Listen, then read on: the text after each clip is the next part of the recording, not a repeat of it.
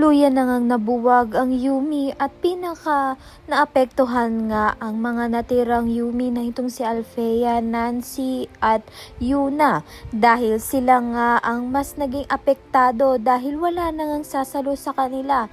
Mabuti na nga lang ay mabuting kaibigan nga itong si Jenny at nanawagan nga siya sa mga talent managers na gawin nga ang lahat upang sagipin nga ang career ng kanyang mga kaibigan dahil nga magagaling nga sila at mga talentado.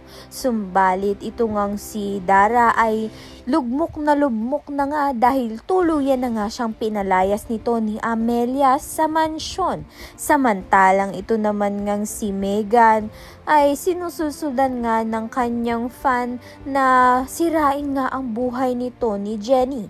Habang ito ngang si Jenny ay masaya ngang sineselebrate ang kanyang career kasama nga niya ang kanyang lola Amelia na hindi na nga napigilan nito ni Megan na magkita nga ang maglola.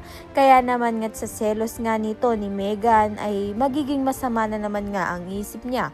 Kaya naman nga yan at iba pa ang dapat nating pakaabangan. Maraming salamat sa iyong panonood.